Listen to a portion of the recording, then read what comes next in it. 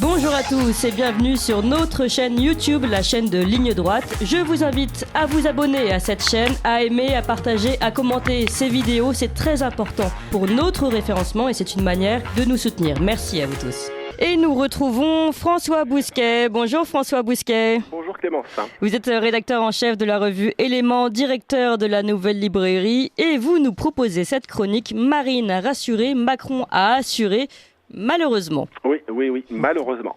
On attendait tous quelque chose de cette élection, mais elle n'a pas eu lieu. Comme la guerre de Troie selon Giraudoux. C'est son simulacre qui nous a tenus en haleine ces derniers mois. Sauf dans les rêves des plus fous de ses opposants, personne n'a jamais cru qu'une majorité de Français allait renvoyer foutriquer au Touquet. L'Élysée, c'est bien mieux pour lui. Sans surprise, il a été réélu. Avec moins de voix qu'en 2017, certes. Et Marine a été battue, avec plus de voix, paradoxalement. Maigre consolation, Marine ne sera pas notre Marianne. Le résultat a été couru d'avance. Même si le Front républicain n'est plus ce qu'il était, les castors étaient quand même à leur barrage contre l'extrême droite, les aristocrates à leur pétition, les mélenchoniens à leur doute existentiel, et les antifas à leur fantôme de la marche sur Rome. Mêmes acteurs, même comédie, même épilogue. Bis repetita placenta, disaient les Romains. Macron s'en est souvenu jusque dans la scénographie. Il n'a pas touché à sa playlist de 2017. Lime à la joie. Il y a 5 ans, Jupiter descendait seul de l'Olympe. Dimanche soir, Jupitérion tenait la main de Brigitte comme Peter Pan celle de Wendy dans un film rétro des années 80. Moi, DJ, j'aurais choisi Yves Duteil, prendre une vieille dame par la main. Dans leur couple, c'est Brigitte qui flétrit, pas Emmanuel. Tant il est vrai que Dorian Gray ne vieillit pas. C'est son portrait qui, à l'ombre des regards, subit les outrages de l'âge. L'âge, le meilleur allié du président. La gérontocratie vaccinale a plébiscité ses ordonnances. Qu'elle se rassure, elle aura toutes ses doses et tous ses rappels 5 ans durant. La France de Macron, c'est la France qui attend sa piqûre. Pas folichon comme perspective. 70% des plus de 65 ans ont voté pour lui. Macron a inventé une nouvelle classe de produits financiers, le portefeuille d'inactifs, un comble pour un banquier d'affaires. Les inactifs, c'est de l'or électoral, le fameux or gris. L'assurance vie du macronisme, qui lui a valu en outre de capter le vote des riches, des diplômés et des immigrés, jusqu'à 85% du vote musulman, de quoi rendre jaloux Jean-Luc Mélenchon. En 2017, Macron était un apax. En 2022, c'est devenu une habitude. Comme l'a rappelé Jean-Paul Brigelli, la politique, c'est un peu comme le foot, selon Gary Lineker, fabuleux attaquant. Un sport qui se joue à 11 contre 11, où à la fin, c'est l'Allemagne qui gagne.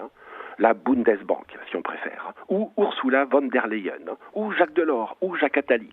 Ni les uns ni les autres ne sont pourtant majoritaires dans le pays, loin de là.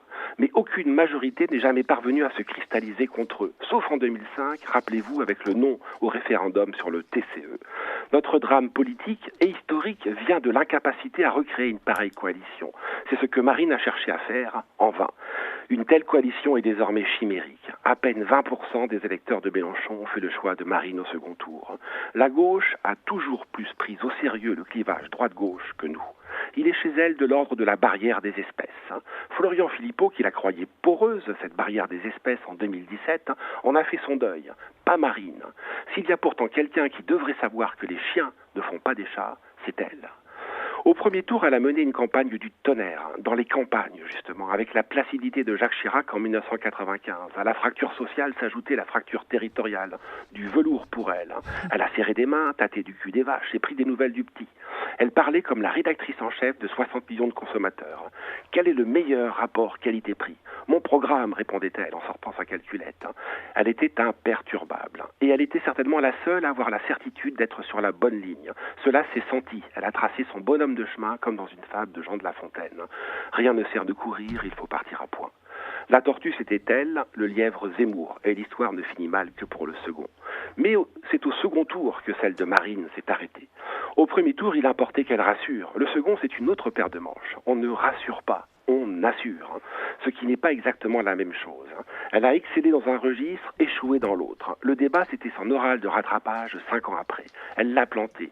N'en déplaise à ses partisans. Macron suffisant, Marine insuffisante. Étonnamment, c'était elle qui était sur la défensive dans un jeu de rôle inversé. Macron l'a attaqué sur son programme, elle a oublié de l'attaquer sur son bilan.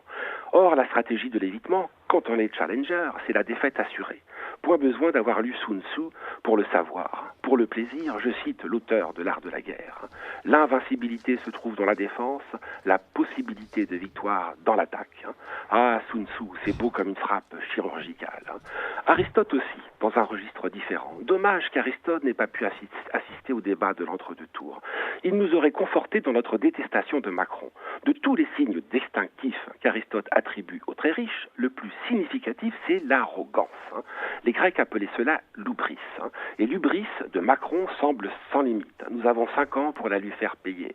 Mais en attendant, sa morgue ne l'a pas éliminé, aux grandes dames des marinistes qui imaginaient qu'un Macron avachi et condescendant, les mains croisées, se balançant sur son fauteuil, les sourcils en accent circonflexe, comme dans une parodie d'OSS 117, allait se prendre une claque. Mais dimanche soir, ce n'était pas Rio qui ne répondait pas, c'était Hénin Beaumont. Marine a porté le populisme à un niveau inégalé en France. Mais à la fin, pourquoi ? Échouer loin des portes du pouvoir ?